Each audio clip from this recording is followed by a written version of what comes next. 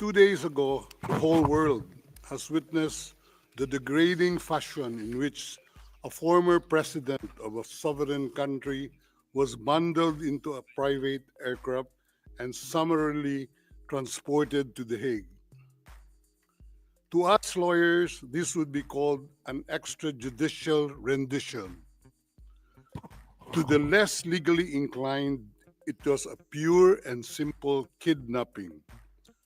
My client was denied all access to the legal recourse in the country of his citizenship, and this all in the nature of political score settling. Two troubled entities struck an unlikely alliance, an incumbent president who wished to neutralize and choke the legacy of my client and his daughter on the other hand, and a troubled legal institution subject to delegitimization and desperate for a price cuts and a legal show today on the other hand. With this in mind, it is not surprising that my client was abducted from his country. ICC private jets do not drop out of the thin air. That jet which received my client was coordinated in advance. The UAE is not a state party to the ICC and has no obligation to cooperate with the court. Yet my client sat in transit in that country for more than 5 hours. I invite the registry's representative to present today in court to explain to the judges exactly how they believe this transfer was anything other than a gross abuse of process. Given the precipitous arrival of my client, an elderly man with debilitating medical issues, hard of hearing and poor of sight, he was taken to a hospital for observation. Only this morning have I met him for the first time with less than an hour to discuss legal issues. I have not been able to present him with a hard copy of the arrest warrant because we were not supplied with such. I have not even been able to explain to him what the prosecution requested when seeking the issuance of the arrest warrant. This is because the chamber only established a redacted version of the prosecution request last night. Other than to identify himself, my client is not able to contribute anything to this hearing. Most importantly, he is not able even to tell you that he has been informed of the charges as contained in the arrest warrant for a reason more pertinent to which I alluded in my written request to this honorable pretrial chamber this morning, and which is confidential in nature.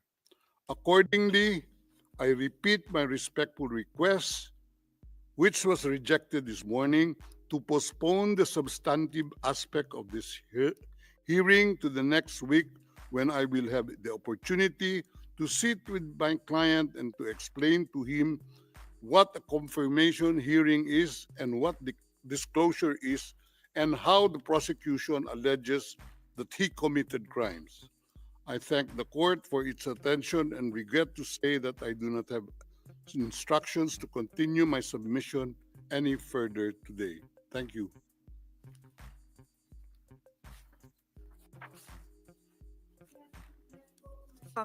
D'abord, concernant Thank you, Counsel. Now, with regard to the health issues of Mr. Duterte, I believe that the court has taken specific measures with regard to his health situation, and I note that subsequent to his arrest and when he arrived at the detention center, the court's doctor was of the opinion that you were fully mentally aware and fit, and that you have undergone further checks and tests at the detention facility.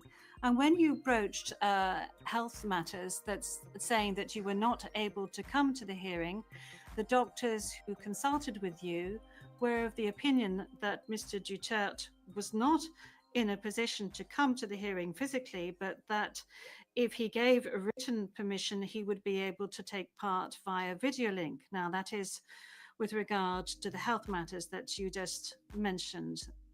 They are very important, especially concerning the matter of age.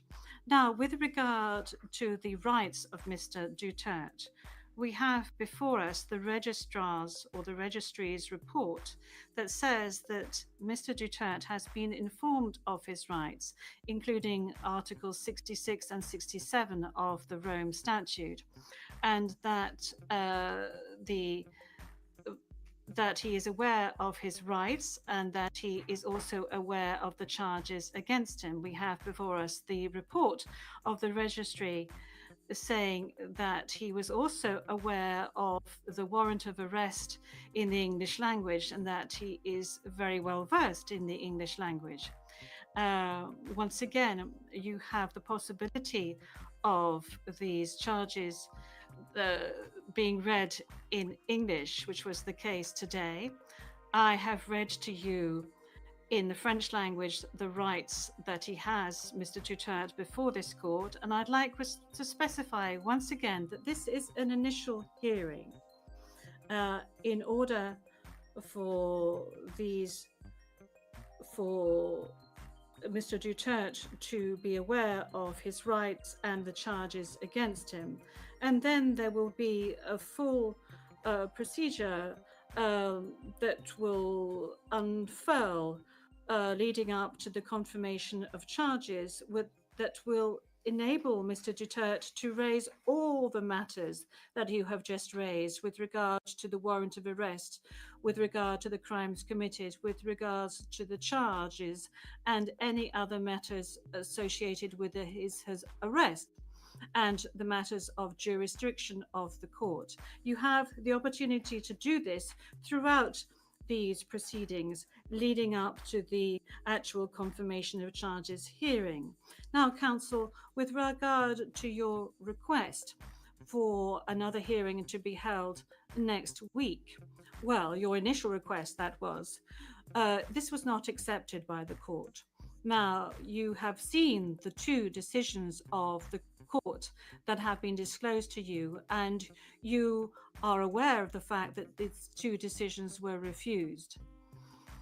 And this is by dint of the fact that this first initial appearance hearing does not need much preparation, as I have said to you on a number of occasions. Makapili, idiretso sa inidoro.